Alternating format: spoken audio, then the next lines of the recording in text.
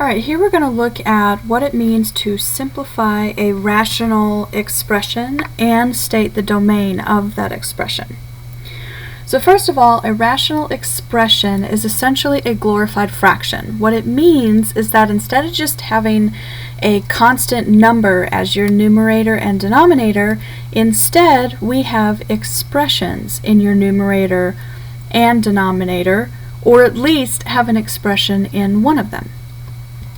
So in this problem, we are going to look at what it means to find the domain of your expression and then to simplify that expression completely.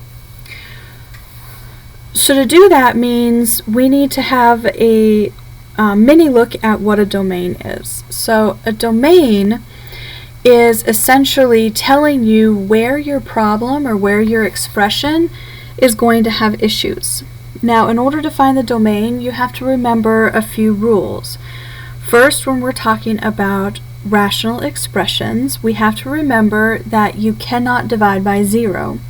Okay, the number one rule of any fraction, whether it's a rational expression or a fraction with constant numbers, means you cannot have 0 in the bottom. So what your domain does is it tells you if or where you could potentially have a 0 in the denominator of your rational.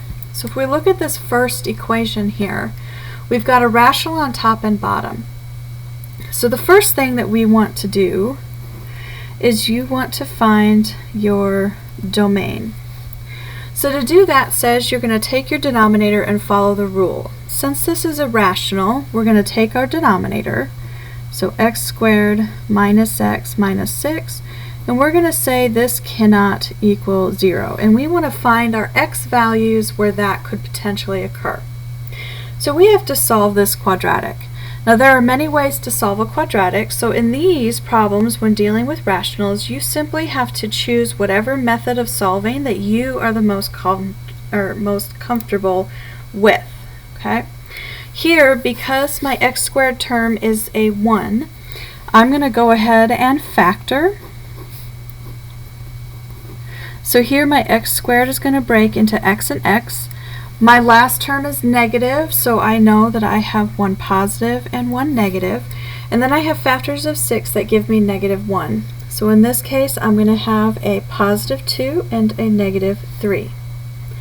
Now here you can't just stop. All we did is factor. We need to keep going. So in this case, my x plus 2 cannot be 0, and x minus 3 cannot be 0.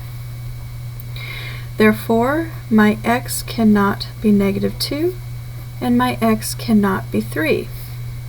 So when we're talking about the domain, we are talking about writing it so that we have our domain is, you're going to start at negative infinity, and you're going to travel up to your next smallest, most negative result. So in this case, it's a negative 2, and we're going to close it. We're going to use the U for union because we're going to open up a second. We're going to start where we left off at negative 2 and travel up to our next most negative or smallest result. In this case, it would be a 3.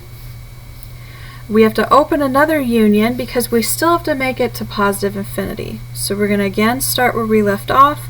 I don't have any more terms, so here we're going to travel up to their positive infinity and close it.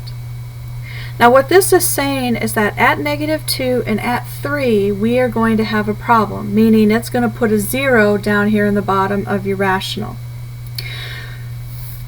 After solving for your domain, we can simplify this expression as far as we can, or at least we could simply try to.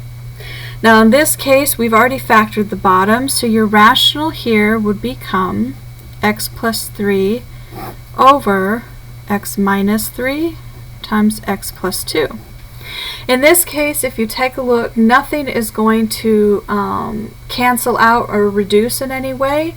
So this right here would be your most simplest form. Alright, let's take a look at one more that's got a little bit more in it. So in this one, we're going to do the same thing. We're going to find your domain, and then we're going to simplify this rational as far as we can. So first we need to start with the domain. Again, your domain comes from your denominator. So here, when we're looking at the domain, we are looking at 3n squared plus a 6n minus 45 cannot be 0.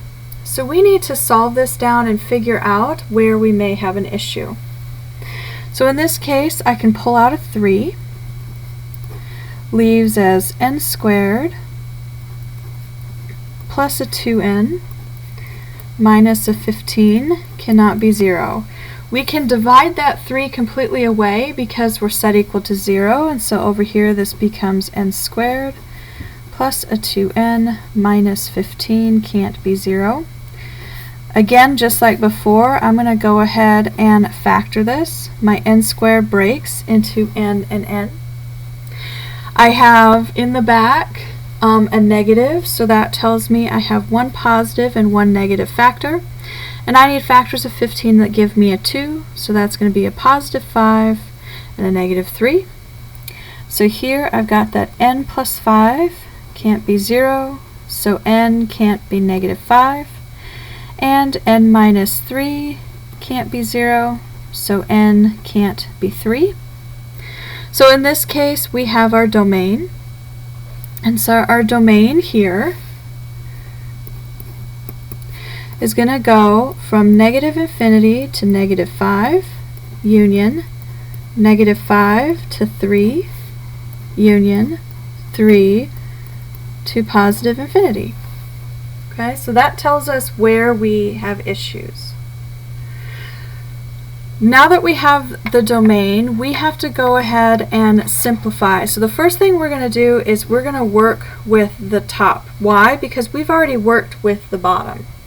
So in this case, if we work with the numerator or the top, we are looking specifically at 6n squared plus a 6n minus 72. And what we want to do is we want to factor this as small as it can go. First thing I'm going to do here is I'm going to go ahead and pull out a 6. This is going to leave behind n squared plus n minus 12. And then here this can simplify further. I can factor this down to be an n and n. My negative sign here is 1 plus 1 minus, and I have to add to 1, so this is going to be positive 4 minus 3. If we remember from solving our domain, if we look at that bottom, in this case, we would still have our 3, but then we already know our factors are n plus 5 and n minus 3. Okay, so we simply have to put it together. So my rational here started with 6n squared plus the 6n minus 72 all over 3n squared plus the 6n minus 45. And we've reduced our top down to 6 times n plus 4 times n minus 3, and the denominator to be 3 times n plus 5 times n minus 3.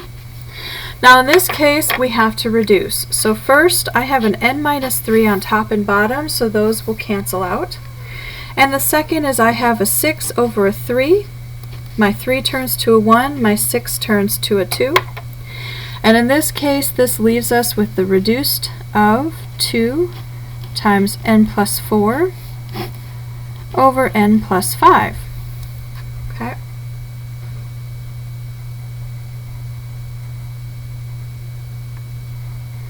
And so this is as reduced or as far as we can possibly go. Now in looking at the reduced form, if we look at our domain here, notice my domain says you can't have a negative 5, but it also says you can't have a 3. In the reduced form, notice my domain here, so if we were to reevaluate your domain, we're just simply looking at negative infinity to negative 5, union negative 5 to positive infinity. Excuse me. And so here it's important to take note of what your actual domain was of the problem in the beginning versus what the domain comes out to be when you come to the end. Okay? So otherwise, there you have it. That's everything that you would need to know to get started with being able to simplify rational expressions. Now this concept here is going to carry through with everything you do with your rational expressions, be it multiply, divide, add, or subtract them, as well as some of the concepts of being able to solve with them. So make sure that you have a good handle on how to simplify your rationals before attempting to do any operations with them. If you have any questions, please let me know. If you find any examples or problems that you're struggling with, go ahead and feel free to send those to me. I would love to work them out and help give you some pointers on where to go. Otherwise, I hope you enjoyed this video, and I'll see you next time.